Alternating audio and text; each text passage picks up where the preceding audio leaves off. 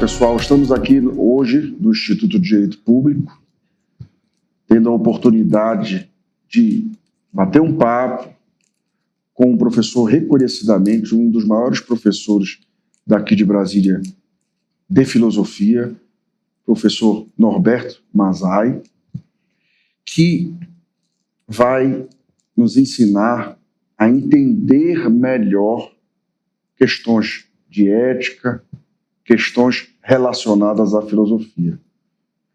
Não é isso, meu amigo?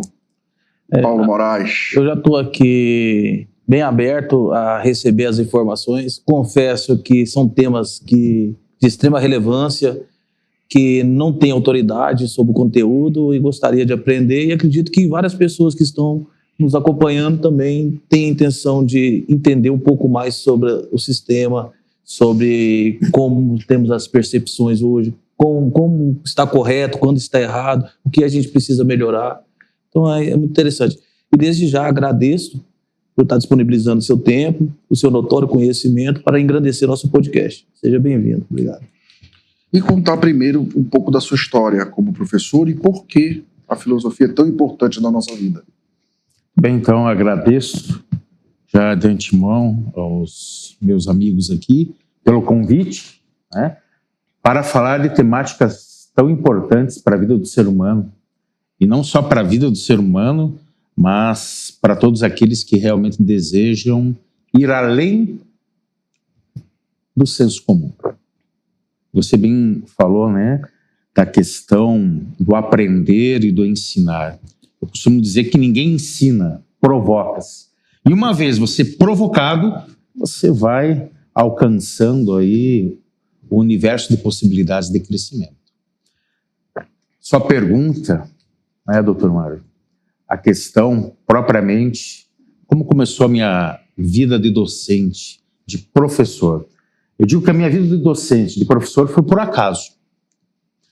O meu contato com a filosofia foi por acaso. Eu digo assim que a filosofia me escolheu. A filosofia que me fez o convite. O convite a participar dessa grandiosidade que é essa trajetória em busca do conhecimento. E a parte docente também foi meio que me abraçando ao longo do tempo. Por quê? Eu, antes, como jovem, gostaria de ter feito direito, medicina, mas como eu morava numa região, sou do Paraná, estado do Paraná, como morava numa região que era cercada, rodeada por casas de religiosos, Irmãs da Divina Providência, os franciscanos, as Irmãs de Xanxta, eu estava no meio, aí eu comecei a ter um contato muito grande com a religiosidade. O que aconteceu? Fui estudar para padre. Estudei mais de 12 anos no seminário. Depois, vendo a vida e vendo também as minhas próprias necessidades, eu achei muito interessante a constituição de uma família. A união com uma mulher. Me casei. Depois, comecei os meus estudos de mestrado, doutorado.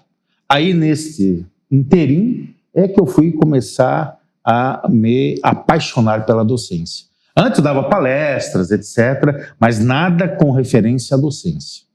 Depois do mestrado, aí eu comecei a pensar, eu quero ser um professor e acho que eu tenho a vocação, porque o ser professor é vocação. Acho que não é para qualquer um, porque é uma entrega, é como um sacerdócio. A docência é como um sacerdócio, é uma entrega total. E também de compromisso. Compromisso com aquele que está ali, que é o teu aluno. Não no sentido de que ele é uma mente rasa, a tábula rasa, que os antigos falavam. Não, mas é um ser humano, é uma pessoa que ali está sedenta e precisa, às vezes, do quê? De ser provocado.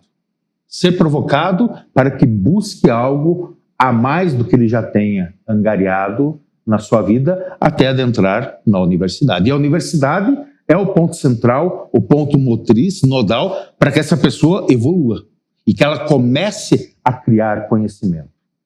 E foi nessa universidade, no mestrado, que eu fui também abraçado por outros professores. E senti que era a minha vida, a docência. Tanto é que aí eu me direcionei e estou na docência até hoje e faz parte de mim, não me vejo fazendo outra coisa, a não ser sendo professor. E a filosofia, onde entra em todo esse contexto? A filosofia entra já no tempo em que eu estava no seminário. Então nós tínhamos aula de filosofia e adentrei na universidade, fiz o vestibular para a filosofia, lá na cidade de Santa Maria, Rio Grande do Sul, que é um polo muito grande de congregações e de religiosos. Nesse momento eu estava nos Padres de Schoenstatt. E lá então comecei a minha caminhada com a filosofia. E aí me encantei com a filosofia. Depois fui estudar no Paraguai, Argentina, Alemanha, voltei para o Brasil e aí acabei saindo e querendo constituir uma família. Nesse inteirinho eu não teria terminado ainda a filosofia. Terminei a filosofia, terminei a teologia, aí fui para o mestrado. E a filosofia, então, acabou sendo parte da minha vida. E eu disse anteriormente, a filosofia me abraçou. Não fui eu que escolhi a filosofia me escolheu. E aí comecei a me encantar pelas leituras, porque a filosofia ela te pede muita leitura. Você mergulhar nas profundezas dos autores, das teorias, não para ser uma enciclopédia ambulante, mas para construir conhecimento, ter criticidade, reflexão. E aí eu fui me encantando cada vez mais pela filosofia, através dos livros e dos meus professores na universidade. E o que é filosofia? Essa é uma pergunta muito interessante. O que é filosofia? Se você perguntar para um químico o que é química, ele vai ser pontual na resposta. Se você perguntar para um biólogo o que é biologia, ele vai ser pontual. Para um jurista, ele vai ser pontual. Agora, quando você pergunta para um filósofo o que é filosofia, é algo bem complicado. Poderia responder com a etimologia da palavra, filo mais sofia, amor pela sabedoria, que é hoje comum. Você abre qualquer manual de filosofia, filosofia do direito, você vai perceber que o trato com a palavra é amor à sabedoria. Eu entendo a filosofia como um amor ao saber, mas não é qualquer tipo de saber. Não é o saber dos monges tibetanos, não é o saber da minha mãe que faz um bolo maravilhoso, não é o saber dirigir um fusquinha, mas é um saber que envolve uma reflexão. Reflexão essa que, por sua vez, ela é radical, porque vai à raiz das coisas, rigorosa, porque ela tem um rigor epistemológico, e de conjunto, porque ela dialoga com as outras áreas do conhecimento. O filósofo não é o dono do saber, não é o dono da sabedoria, mas o filósofo é aquele que busca o saber, e que, portanto, não é qualquer saber. É um saber que vai envolver uma pergunta, uma indagação, porque, aliás, filosofar é perguntar. Filosofar não é dar respostas. Filosofia é a pergunta, é a zetética, é o perscrutar. Então, no meu entendimento, a filosofia é isso. Mais ainda, a filosofia é uma provocação. Provocação ao saber mais aprimorado, para sair do senso comum. Às vezes eu brinco com os meus alunos, mergulhem em águas mais profundas. Não fiquem na Sapolândia, só molhando os pezinhos. Mergulhem em águas mais profundas, no sentido qual? De ler grandes autores, tentar embebedar-se da sua teoria, do seu cabedal de conhecimento e começar a pensar e criticar a realidade da qual todos nós fazemos parte. E não só estamos jogados no mundo, mas estamos jogados no mundo para fazer a diferença. E aí eu poderia citar desde Aristóteles, Heidegger, Platão, Rousseau, para falar de todas essas questões. E tantos outros autores, né, da filosofia. E por que existe a necessidade do homem conhecer a filosofia? Eu penso que, aliás, há uma controvérsia muito grande, né? Desde que nós nascemos partindo.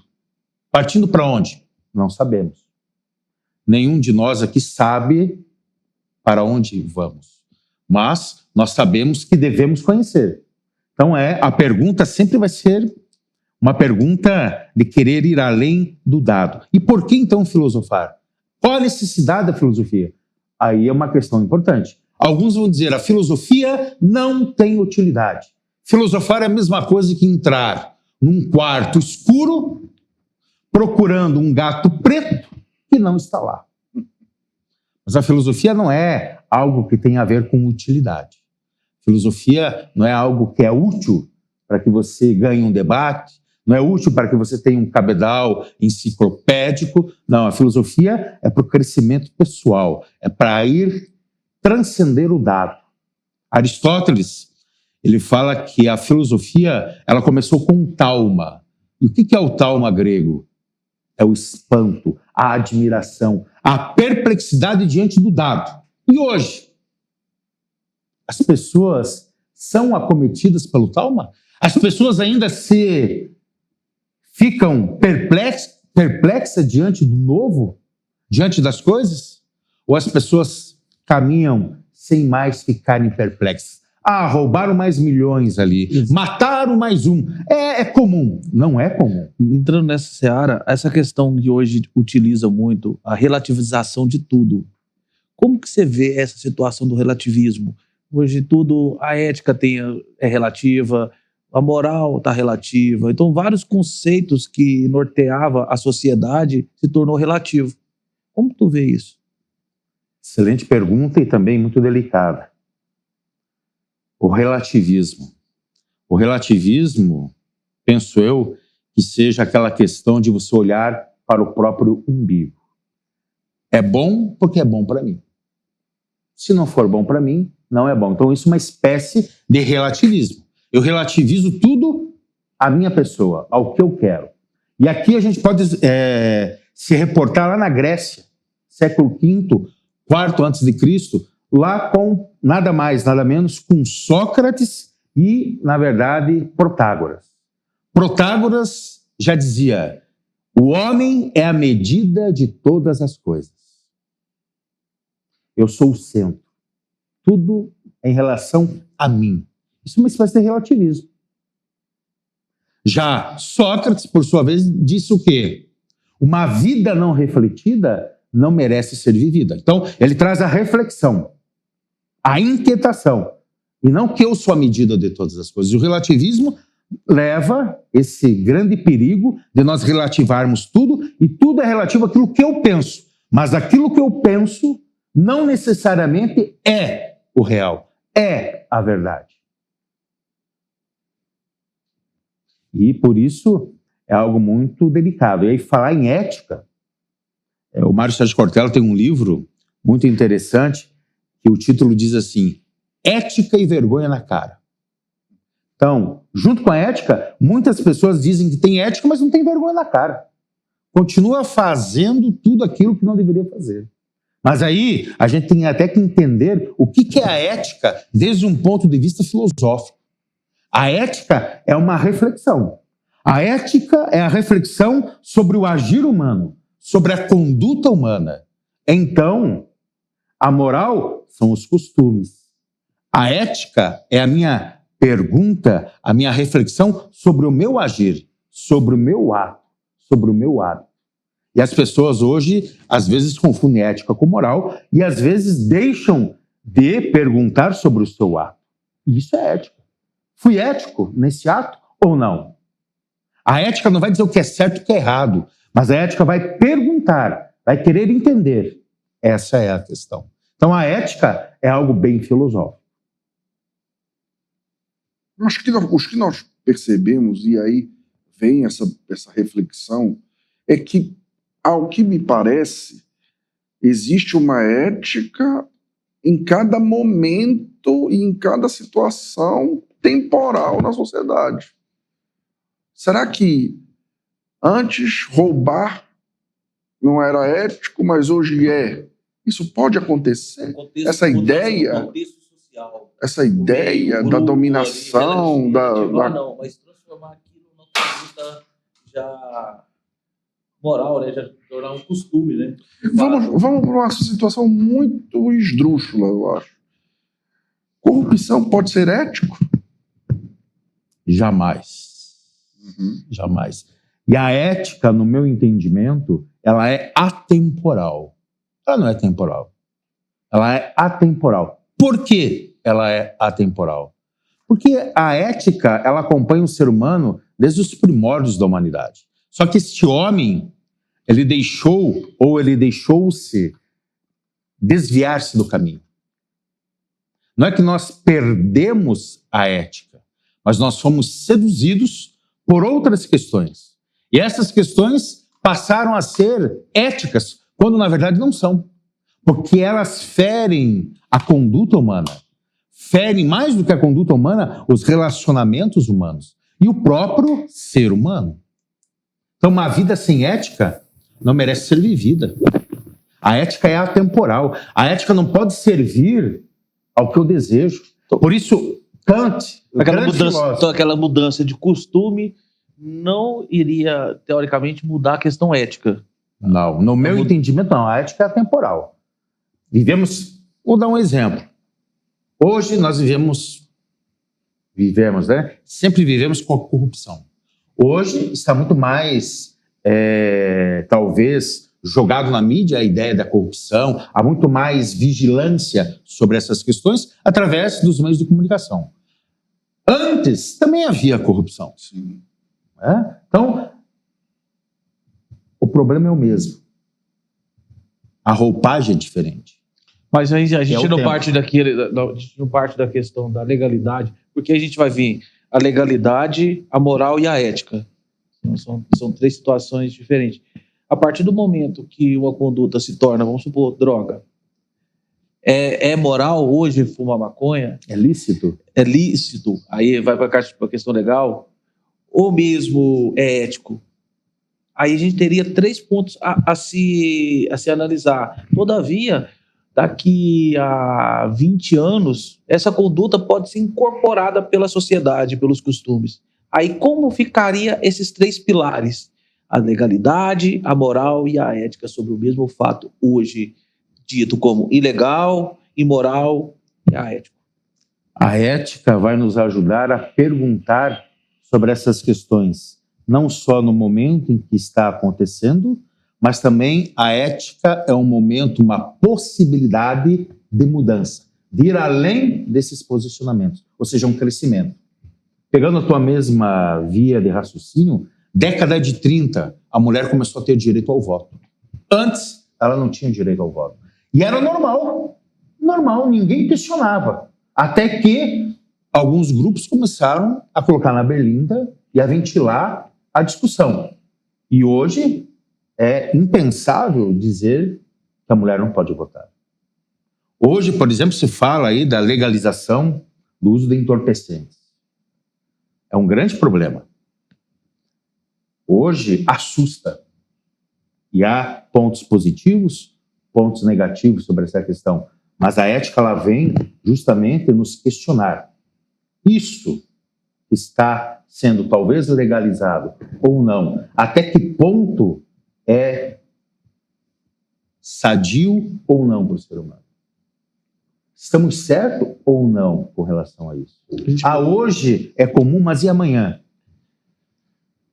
A gente pode levar para a questão da bebida? Também. Bebida alcoólica, ela é legalizada, é moral, mas pode ser aético, haja visto que você está se autodestruindo e provocando um custo para social, vamos dizer assim. E outra, o que está por detrás disso tudo? Um fator econômico. O ganho. E aí, a pergunta delicada, né? O ganho de quem? Para quem? E às custas de quem? Aí nós temos grandes multinacionais por detrás disso tudo. Não estou dizendo da droga, né? Mas há pessoas interessadas. Aí, na questão das bebidas, né? Há grandes multinacionais por detrás disso. Há muito ganho. Antes, quando a gente conversava aqui nos bastidores, há uma razão muito instrumental nisso tudo. É o ganho. Não estou me importando com a pessoa. Entre aspas, a bebida é salutar. E é salutar até um certo ponto, a uma certa medida. Tá? Mas e depois? O que ela vem causando? A dependência. Ontem assisti uma reportagem de um remédio, e não vou dizer o nome do remédio, nada, do laboratório, mas as pessoas tomam um remédio. uma cápsula à noite, aí no dia seguinte tomam outro, daqui a pouco elas estão viciadas. Uma já não é mais necessária. É várias caixas ao dia. Ao dia. E a pessoa não consegue dormir. E ela começa a pirar. Aí eu me fazia a pergunta, onde está a nossa lei? Onde está a ética? Como é que eu deixo um remédio desse no mercado? Alguém faz essa pergunta? Como é que esse remédio continua no mercado? Então é muito delicado isso tudo, né? Então, resposta pronta, a ética não vai fornecer, mas ela vai dar sempre a oportunidade de nós irmos além. Como nós somos seres inconclusos, inacabados, sempre em constante vir a ser, a ética é justamente isso. Sempre nos levar a ir além desses atos que nós estamos cometendo. E sempre estarmos nos perguntando. Por isso eu dizia, né, a ética digamos assim, ela é atemporal. Não seria temporal, no sentido, só aqui por causa disso. Não, a ética é universal. E onde entra a filosofia do direito? Filosofia, até eu conversava esses dias com um grande professor do direito, e existe a filosofia do direito, tem muitos livros, filosofia do direito. Aí ele falou, professor Norberto, vamos escrever um livro intitulado Filosofia aplicada ao direito, e não filosofia do direito. Filosofia do direito, nós podemos ver ela de duas perspectivas. Uma do jurista, que não necessariamente seja um filósofo, e, de outra parte, é o advogado, ou aquele que está na área jurídica, e que, além disso, é um filósofo. A filosofia, nesse sentido, ela vai ajudar tanto um quanto o outro a resolverem questões um tanto quanto que nevrálgicas. A filosofia é aquela questão de ir além do dado. Isso aqui não é negar o positivado. Ninguém está falando contra o positivado, mas é ir além do positivado, é a zetética, né? Hoje a gente fala muito na zetética, que é inquirir, é perguntar, é perscrutar, é aquela ideia que eu falava anteriormente, e a raiz das questões. E não simplesmente, estamos com a lei. Mas o que essa lei diz? O que está por detrás? Utilizar-me de teorias, de conceitos, para ir além daquilo que é dado, pronto, estabelecido. Senão é muito fácil. Eu abro um livro, acho lá, aplico, está resolvido. Não. Eu penso que a gente tem que humanizar o direito. É possível humanizar o direito? Claro que é possível humanizar o direito. Porque, inclusive, o direito ele é um produto civilizacional.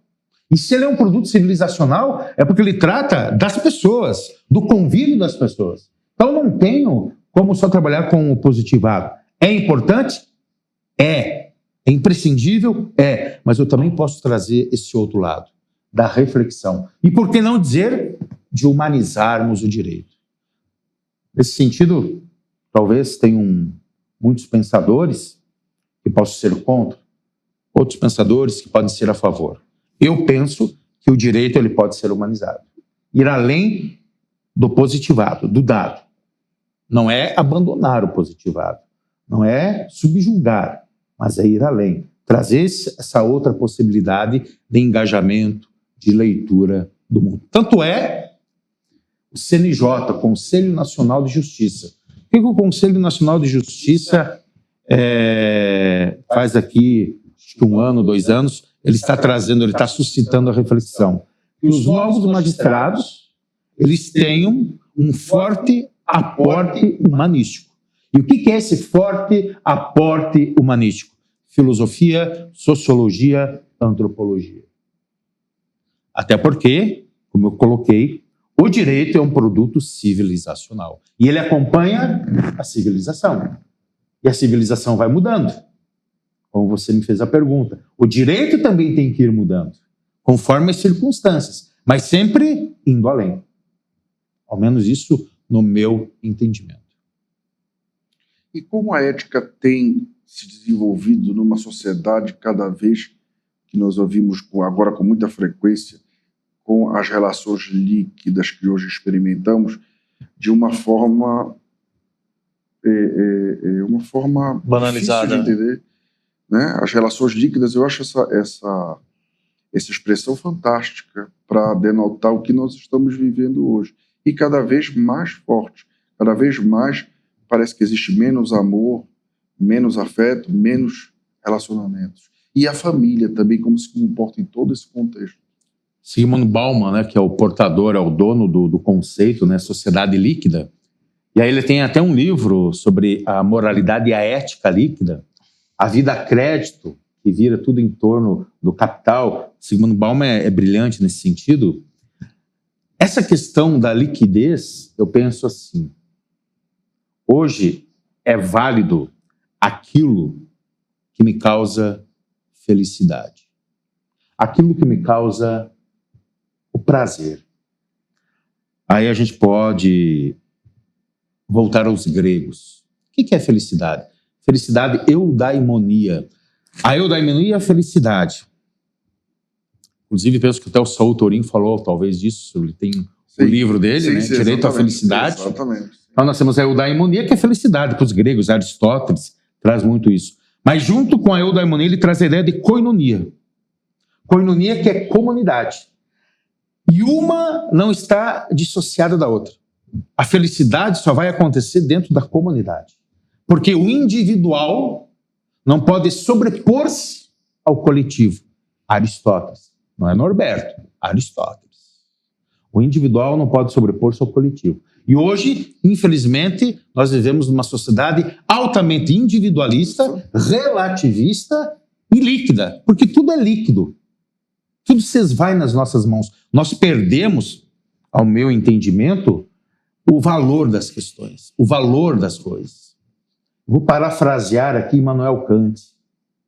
Ele, em certa feita, disse: as coisas possuíam valores,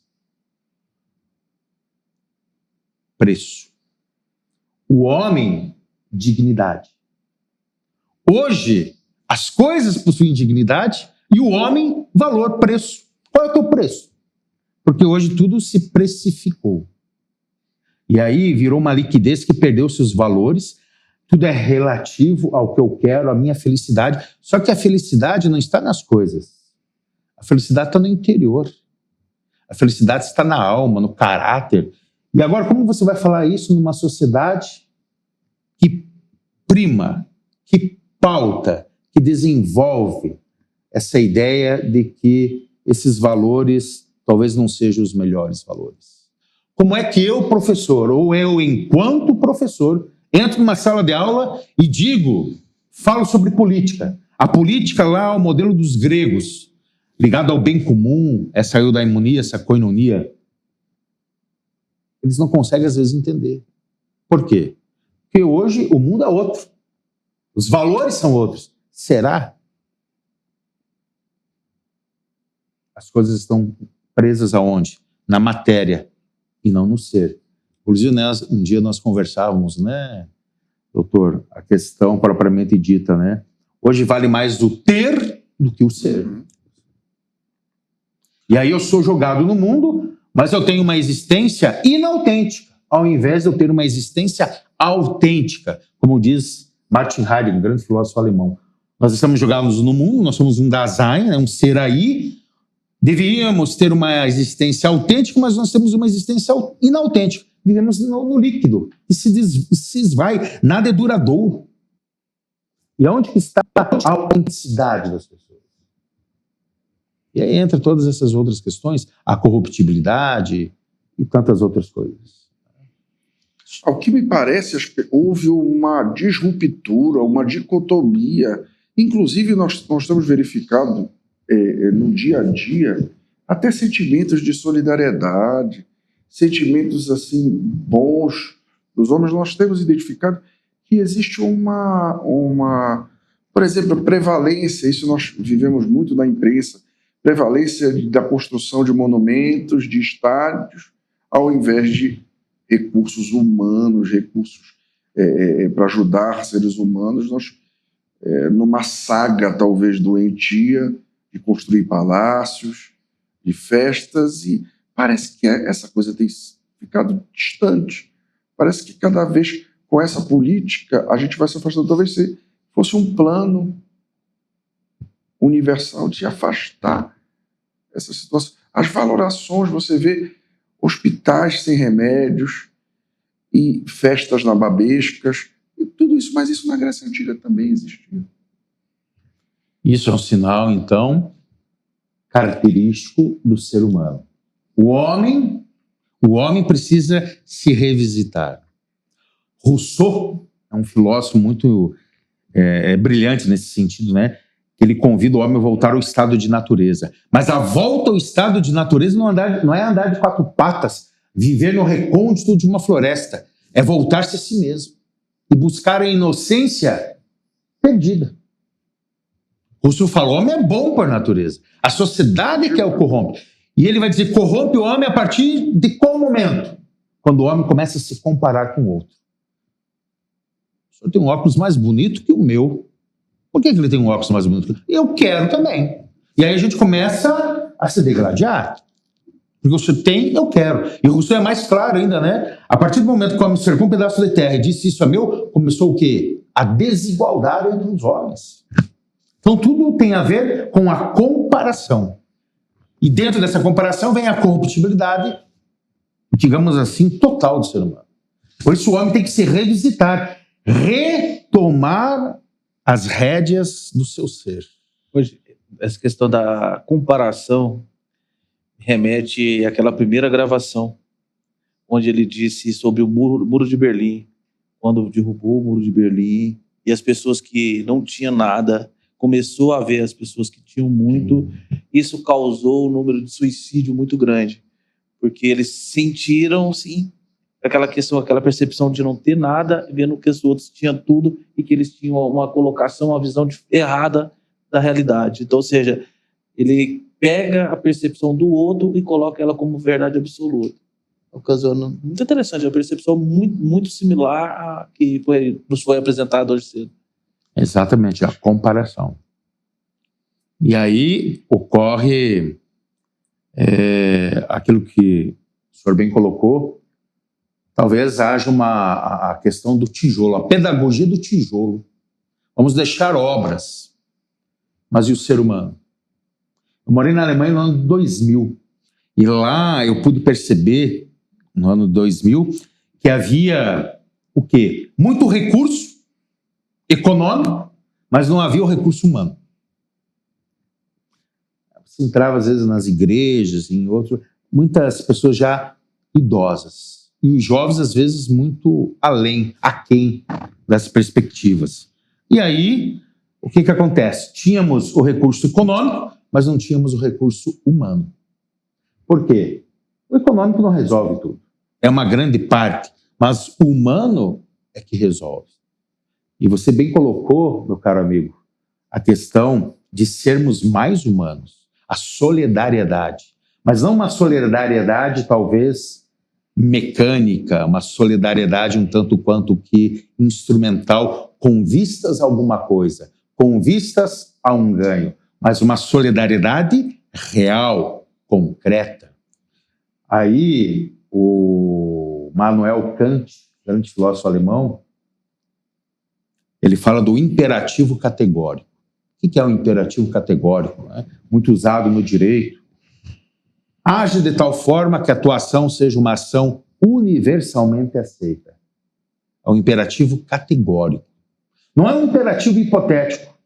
Talvez, tem uma câmera nos filmando, então vamos nos comportar adequadamente. Isso não é um imperativo categórico. É o dever ser, dever fazer, porque é o correto. Aí cai no hipotético. Não tem câmera, então eu posso fazer. Ninguém vai saber. E hoje a sociedade às vezes cai muito mais no hipotético do que no categórico. Se perde esse sentido do dever ser e vai aí para qualquer outro caminho. Mas essa inversão que tem de visão da realidade, porque hoje a gente percebe que muitas pessoas, aquela pessoa que age correto, que vai com a moral, com a ética, ele é taxado, ele é visto como besta, como bobo, como uma pessoa sem perspectiva boa futura. Então, ou seja, é totalmente o oposto do que deveria ser, né? Você deveria valorizar essa pessoa com essa conduta. E não, essa pessoa, ela de fato, ela é colocada de lado como uma pessoa que está agindo contra a possibilidade real de ganho, de crescimento. Então, ou seja, ela se torna uma pessoa não sendo de bom grato, né? No meio comum. É uma coisa muito interessante, que muda-se a perspectiva. Hoje a gente percebe que, às vezes, em algumas conversas, em alguns meios, a pessoa, quando se passa com valores, com muitos valores, com os valores éticos, morais que deveriam ter todos, essa pessoa é vista, ela tem aquela colocação, aquela visão, ela é vista como uma pessoa que está sendo o bobo, entre aspas, o bobo. A palavra correta é essa, o bobo. Você está agindo tudo certinho, você é bobo. Aquele cara que está fazendo, dando o jeitinho dele, passando a perna num, sendo esperto ali, enganando o outro, esse cara, ele é visto como o quê?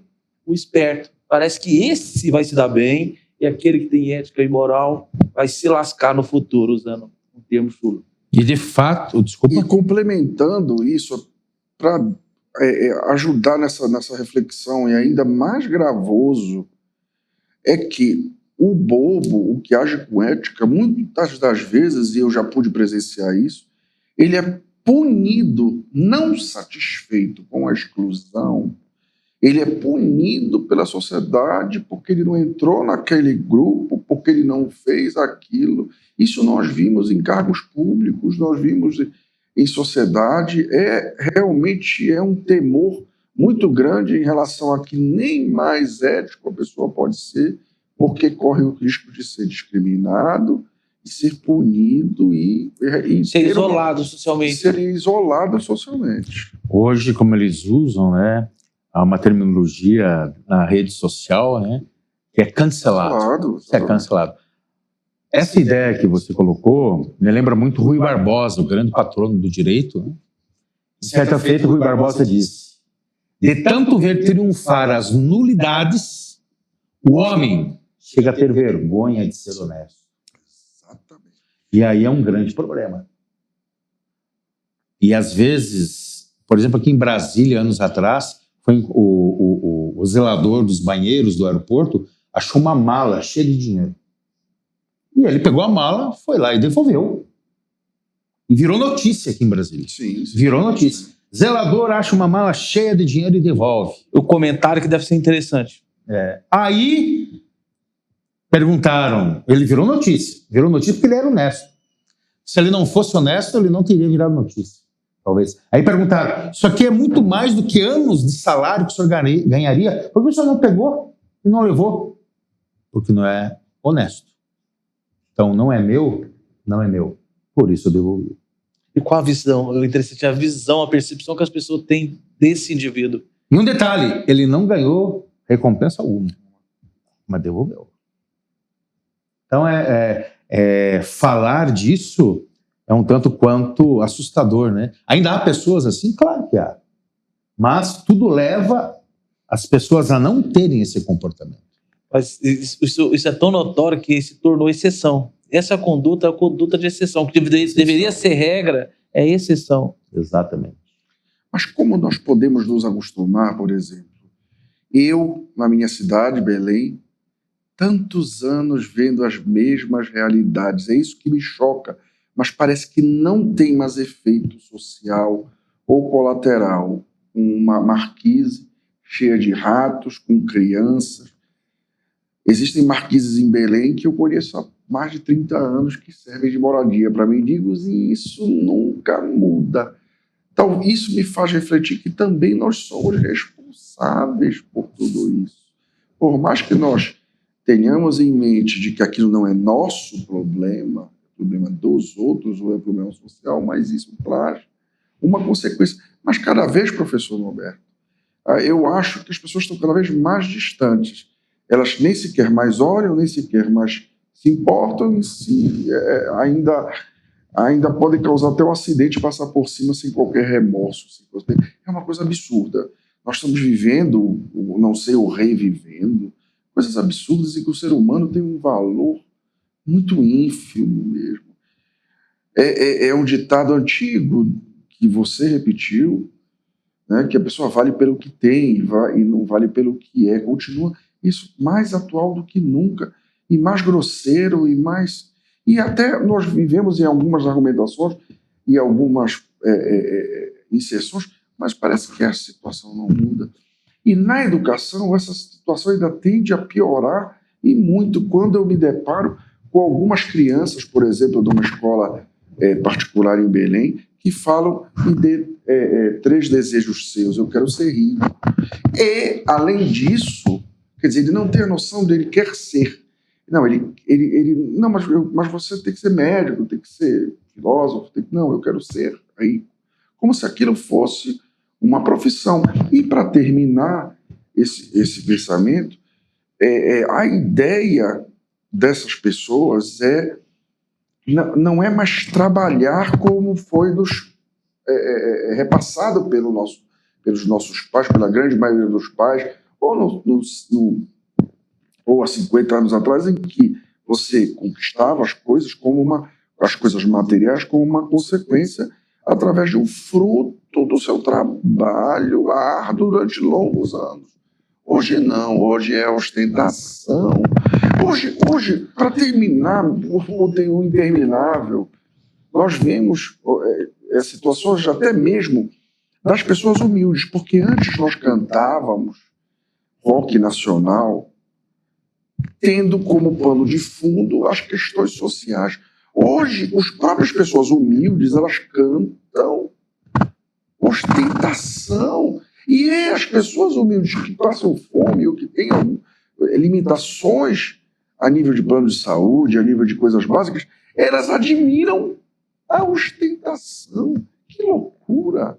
Se é que eu posso dizer, que distopia você admirar uma ostentação que não é sua e você está numa situação degradante. Eu juro que eu não entendo essa reflexão, como é que isso passa na cabeça das pessoas. Justamente porque há um sistema, digamos assim, de programação. O ser humano está programado para consumir. E você só é alguma coisa se você consome. E se você consome, você ostenta. Se você não ostenta, você não é. E aí eu também tenho alunos que dizem, o primeiro dia de aula eu pergunto, por que você escolheu o direito? Exatamente. Por que você escolheu o direito? Exatamente. Aí vão dizer, quero ser rico. Exatamente. E poucos são aqueles que vão falar de justiça social, etc. Aí eu pergunto, você quer ser rico? Ótimo. Todo mundo quer ser rico. Mas para ser rico, primeiramente tem que ser humano e você tem que ser bom naquilo que você faz. E você não vai ser bom naquilo que você faz somente com qualquer coisa. E aí, às vezes, as pessoas pensam que tudo é mágico. E não é mágico. Se vem com o trabalho, se vem com estudo, com reflexão. E aí eu digo muito para os meus alunos, não basta ser inteligente, você tem que ser gente. A pessoa não trocadilho, não é. Se você não é gente, você não é inteligente. A inteligência, ela perpassa pelo sentido, pelo quesito de ser gente.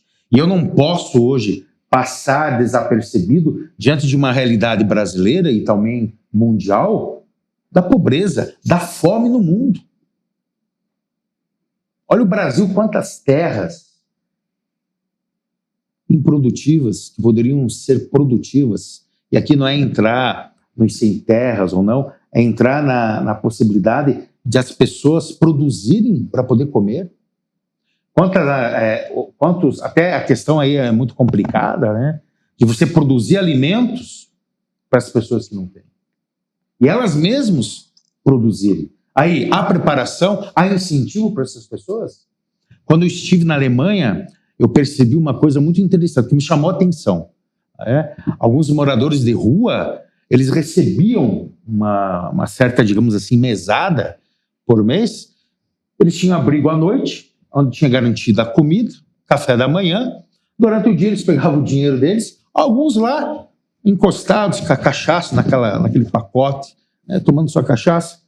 Quer dizer, um país rico, que dava um auxílio, mas também não havia no meu pobre entendimento, essa preocupação com a construção do caráter. Não é só dar, mas é fazer com que a pessoa produza, que ela se sinta útil. Aqui em Brasília, anos atrás, um telejornal foi na Estrutural, que é um local bem pobre aqui do Distrito Federal. E a mãe abriu a geladeira, não tinha nada, só tinha gelo e água. E ela disse assim, eu não quero o auxílio isso, o auxílio aquilo. Eu quero um trabalho. Não é emprego, é trabalho. Trabalho para que eu possa ter a dignidade de ir na mercearia e comprar o pão, comprar o leite e trazer para o meu filho. E que eu me sinta pessoa como qualquer outro. Então, falta ainda muita preocupação, eu diria, com a educação. Não há um projeto educacional, parece, no Brasil. Então, precisa ter essa preocupação. Isso é uma questão política. Você acha que é o meio? A gente sabe que o meio não determina quem vai ser a pessoa, mas ele influencia muito. Tu acha que o meio que a gente vive hoje, ele é propício a esse tipo de situação? Acho que o contexto, assim, o meio, o ambiente que se criou, que se desenhou, ele é propício para isso? Aí eu teria duas possibilidades de resposta. Eu acho que pode ser, mas não deveria ser. Hoje muitas das pessoas esperam por isso. Para que eu vou ter esforço quando eu posso ganhar? Eu acho que, do outro lado, deveríamos valorizar o trabalho, valorizar o humano. Coisas que hoje está no ar, mas não do modo efetivo. Nós que tivemos a possibilidade de conhecer outras sociedades, seja através de viagens, seja através de estudo, eu acredito que o Brasil ainda esteja muito longe de tudo isso, principalmente pela educação. Porque nós, por exemplo, chegamos num país em que eu tenho parentes e que eu pergunto, Portugal, por exemplo, país que eu tenho, que é da minha origem, eu pergunto para amigos, para parentes, que têm carros com 10, 15 anos, e eu pergunto a eles por que não trocar. E eles me devolvem a pergunta, por que trocar? Por que eu preciso de um carro novo? Por que eu preciso? Então, a cultura europeia ainda é uma cultura interessante em relação ao ser humano. Eu não sei até que ponto vai, se ela está retrocedendo ou não. Mas aqui não. Aqui é uma metralhadora giratória em que as pessoas precisam consumir, precisam... E agora, com a tecnologia ainda mais, o distanciamento, você vai, por exemplo, isso, questões banais, isso daí que sirva de exemplo. Pelo amor de Deus, você vai num restaurante, a família inteira reunida e cada um no telefone. O que está acontecendo? Será que as pessoas não enxergam? Porque, outra coisa, antigamente você tinha poucas informações. Você não sabia como. Por exemplo, você, ao não dizer nunca não para o seu filho, você simplesmente não sabia que aquele não dizer não prejudicaria ele. Hoje você vai na internet, a questão é resolvida em menos de 10 segundos, que o não é essencial para a educação. Então as pessoas têm mais informação, mas têm menos ação para agir, para tentar corrigir aquelas, seja por preguiça, seja por negligência, enfim. E aí vem todo esse contexto da filosofia para tentar, pelo menos, nos ajudar a voltar ao estágio de um homem bom, de um homem com conceitos bons e voltar à sua natureza de inocente. Porque eu não vejo uma solução de pronto e também não vejo para que homem, para onde nós estamos caminhando. Qual seria o objetivo? Acumular riqueza? Quando eu vejo, Norberto, e às vezes eu sou muito incompreendido e eu evito até muitas vezes falar, quando eu vejo uma adoração por determinadas pessoas, por determinadas carreiras que são nobres, mas que existe uma separação em relação à remuneração. Pessoas que ajudam as outras, como médicos e hospitais, como até os advogados, como os professores, que para mim a profissão de professor talvez seja a mais nobre dentre todas. Talvez a gente não tenha essa escala, mas assim, para mim é a mais nobre e na Europa é considerada. Por muitos, sim, até pouco tempo as pessoas se levantavam quando o professor entrava na sala. Então, assim, por que valorizar as pessoas que não têm valor? Ou muito menos valor do que outros? Isso é um grande erro da sociedade. Você fez uma reflexão muito pontual.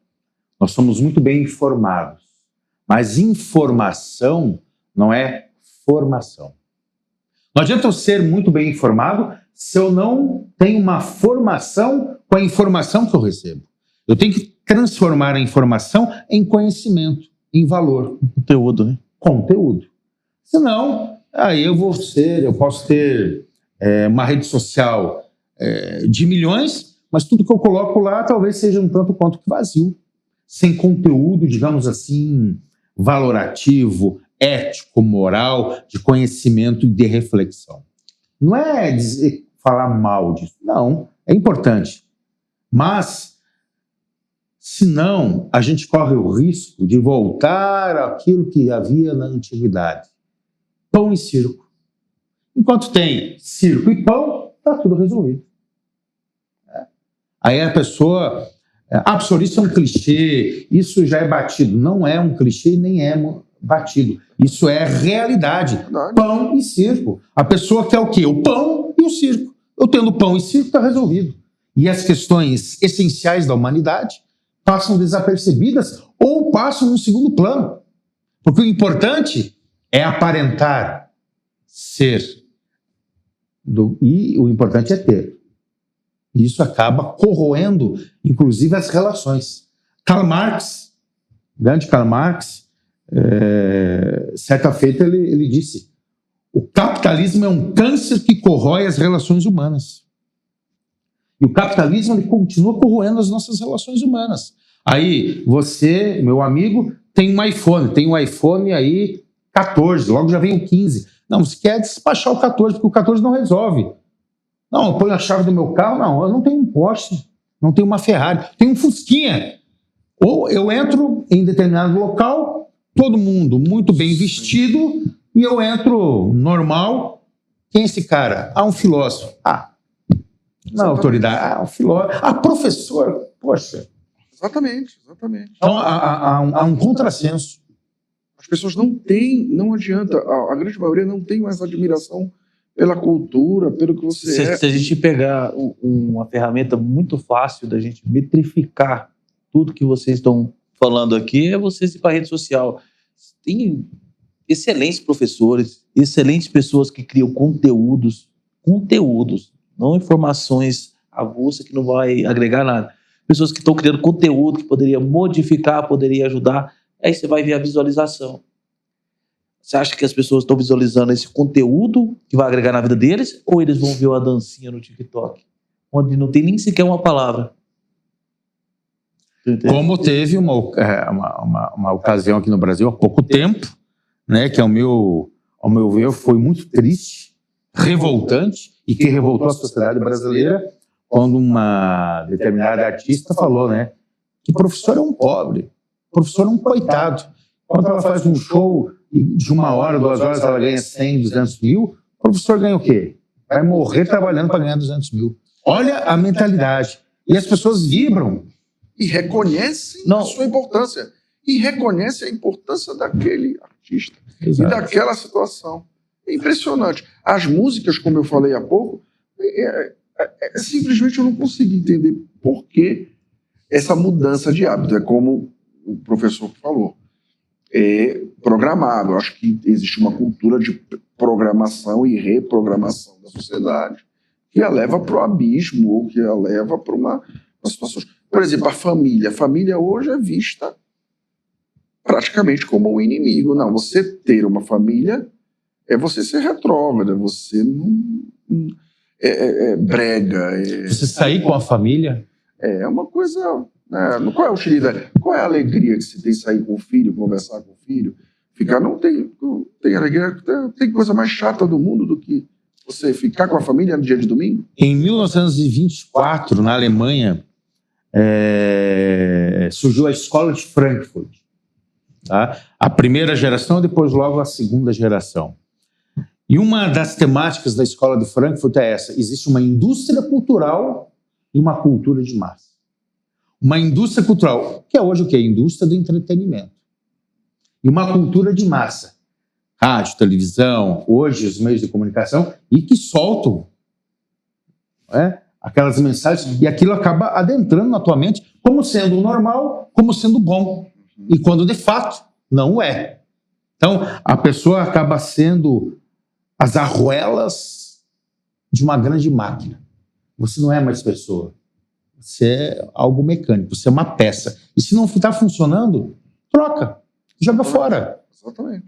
Assim como os aparelhos, né? Hoje tudo é obsoleto. Você usa, não tá, depois joga fora, não funciona. Tem que comprar o outro.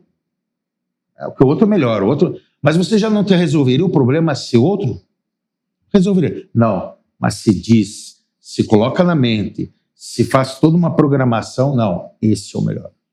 Compre. Lembra aquela propaganda que é do nosso tempo? Que talvez alguém que esteja nos assistindo vai lembrar ou não, que ficou gravado muito na mente das pessoas: compre batom, aquele chocolatinho. Compre batom, compre batom. Parece que a gente é programado, né? Compre isso, compre aquilo. E você acaba se desconfigurando enquanto ser humano, enquanto pessoa. E acaba sendo, talvez, uma peça. Eu vi uma pessoa citando um exemplo interessante da Coca-Cola com o Natal. Eles conseguiram incorporar a Coca-Cola tão forte no Natal que a pessoa já não consegue mais perceber o Natal sem Coca-Cola, sem a imagem da Coca-Cola. Tão forte que é o comercial e a repetição daquilo. Ou se você perguntar para uma pessoa... Aquele caminhãozinho de Natal, aquilo ali já é uma visão já... Exato. Se você perguntar para uma pessoa, uma marca de refrigerante, logo já vem na cabeça da Coca-Cola. De tanto que foi sendo batido, né? E as marcas se confundem também, algumas marcas se confundem. E isso acontece com os próprios seres humanos. Quando você tem uma família, uma boa esposa, assim como um bom marido, e de repente passa uma pessoa nova, bonita, e a pessoa pura e simplesmente joga fora toda aquela pessoa que ali acompanhou, que lhe todo bem por um modelo novo de pessoa. Exatamente. Infelizmente. E a gente não está sabendo, e nós estamos chegando próximo do fim aqui do nosso bate-papo, e nós não estamos sabendo lidar. E eu não vejo, o que mais me preocupa, e aqui eu queria as suas considerações finais em relação a como nós podemos, pelo menos, minimizar esse tipo de pensamento com a filosofia. Como é que nós podemos fazer para minimizar as consequências nefastas de uma cultura de programação, eu acho que até autodestrutiva?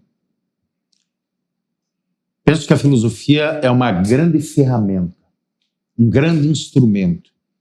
Alguns talvez que vão me ouvir vão dizer, ferramenta, instrumento, mas é isso. Uma grande ferramenta, um grande instrumento para os tempos atuais e vindouros, para que a gente possa voltar a ter o espanto. Se espantar diante das coisas. Desbanalizar o banal, que não pode ficar banal, as coisas têm que ser desbanalizadas, para que eu possa ter uma reação, ação, a praxis. Caso contrário, eu vou ser um mero reprodutor de ideias, teorias, comportamentos, sem sequer ter me sentido dono de mim mesmo, e mais, partícipe da construção social. Mas quem sou eu? Sou um aluno? Sou um trabalhador? Quem vou ser? Você pode mudar com um trabalho de formiga e talvez não de elefante. Trabalhinho de formiga, vai construindo. Porque uma entrevista como essa, como tantas outras que vocês vão fazer com outras pessoas muito mais gabaritadas do que eu, vão trazer o quê? Estalos filosóficos. Para que você, você se sinta indignado. Você se sinta, O Clóvis de Barros, ele tem um vídeo muito importante, muito legal, que eu gosto de ver, ter culhão, ter sangue. Você tem que ter sangue, você não pode ficar parado diante de uma atrocidade, diante de uma violência, diante de um racismo. Você tem que se revoltar, no bom sentido. Isso é um processo da inteligência, da reflexão, de leitura. Porque se eu não tiver leitura, se eu não tiver intelectualidade, se eu não me espantar, eu vou ser mais um no meio da massa. E vou dar mais vazão a esse sistema. Por isso, tenho que desbanalizar o banal. Eu tenho que retomar esse espanto, esse trauma e trabalhar com a provocação, se sentir provocado, se sentir incomodado. Caso contrário, nós vamos ser meros reprodutores de ideias prontas estabelecidas, talvez por um sistema, por um grupo, por uma pessoa. Não, eu tenho que ter a minha ideia, o meu pensamento, a minha intelectualidade. Posso ter modelos, mas eu não posso imitar as pessoas, porque eu sou um ser único. E lembrar que nós aqui somos inacabados, não estamos prontos, por isso temos a possibilidade de sermos cada vez mais. E aí, eu finalizo citando Aristóteles. Aristóteles diz assim, falar do ser humano é falar do universo. O ser humano, ele é multifacetado. O ser humano é inacabado, eu não consigo abarcar as possibilidades de existência criadora do ser humano.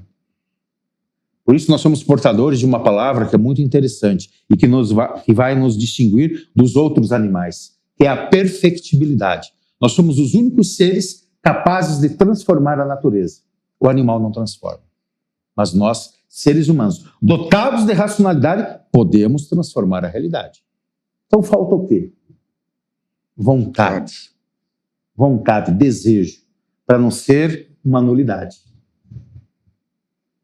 E para não ser a próxima vítima da sua própria leniência com as atrocidades que vêm ocorrendo. Porque a partir do momento que a pessoa não se indigna, não se revolta, ela provavelmente será vítima do seu próprio modo de pensar e das suas próprias atitudes. E a abertura ao diferente, a abertura ao outro.